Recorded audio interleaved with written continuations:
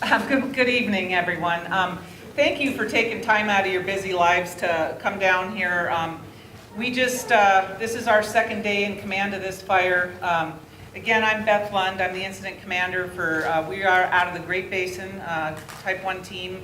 Our number is Team 1. So this is the incident right here. And what this image is, you will see is the ownership. So the yellow is BLM. And there's some Bureau of Reclamation lands in there as well that the BLM protects. And then the blue lands are Idaho Department of Lands, endowment lands. The white, of course, is where all of you live, probably, the private lands. And then up here is the Sawtooth National Forest. So just to orient you. And then, of course, this is the Wood River Valley, Bellevue and Haley. And so that's what we're looking at. Really got this below. This is the Idaho Ranch and the Muldoon Road. We've got this bottom part where it's colored black. That's fully contained. These red splotches are, of course, the guys are working on those and making sure that those are going out. That is contained. They've been working hard on this bottom piece. It scooted out a little bit the first night we were here, but they've got a handle on this. They've got a line around it, and they're just monitoring it. They have chosen not to turn it black yet because we want to make sure before we color it black on the map, and that means that's the percentage of containment then we show each day. So we're making sure that we've got a good handle on that before we do that and guarantee to you guys that that's contained. But this piece is, and this piece is looking really good. We don't anticipate any problems here.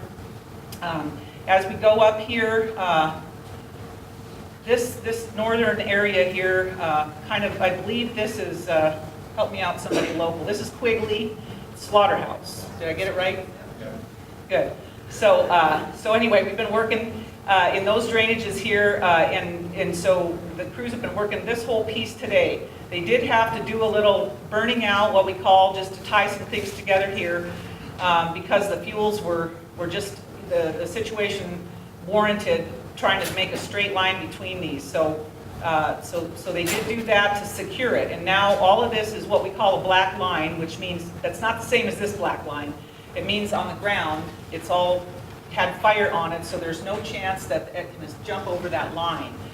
Here, they're still working on that, and they'll be working on that till, into the night here to make sure this is all secure.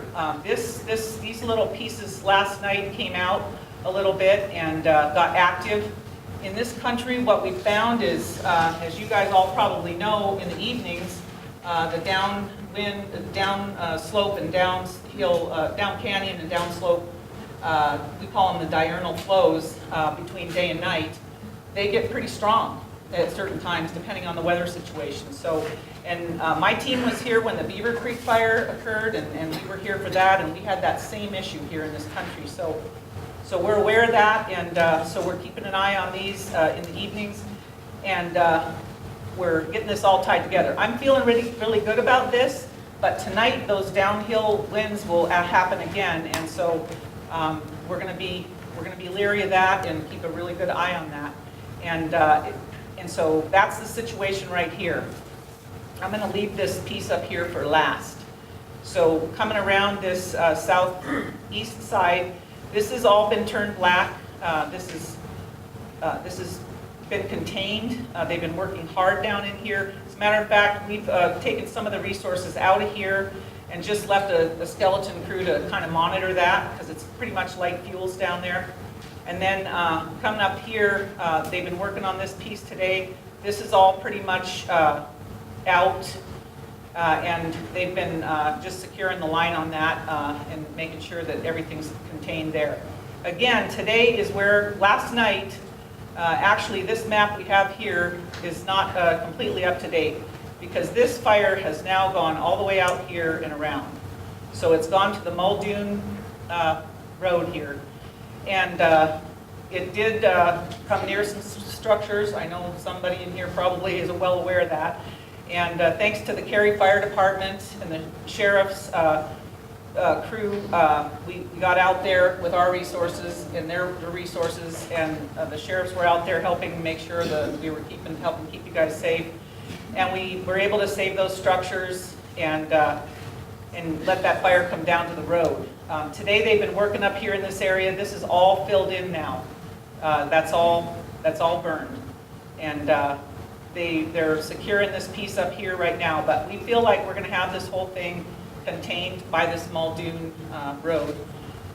It's just a matter of making sure that that whole perimeter is secure. And so we've got a night shift out there tonight. We just briefed them at 6, and they're out there in place, and they're going to be patrolling that and working on that through the night. So hopefully we're going to get this whole bottom piece wrapped up in the next day or two and completely contained. You know, now we come up here to where this fires into the National Forest, and that's not a big deal. It's a slow transition into the timber. Obviously, there's some timber down here in the draws.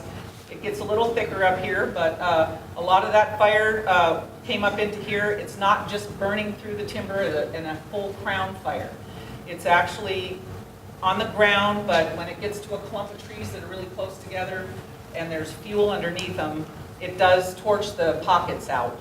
But this perimeter is probably something like up in here right now, and then it comes down into here. So it's gone about a mile or to a mile and a half into the forest. So they've been scouting this today, and we're moving the troops we got in today up into this area, creating some new divisions in here, and they're going to be working that piece in the next several days.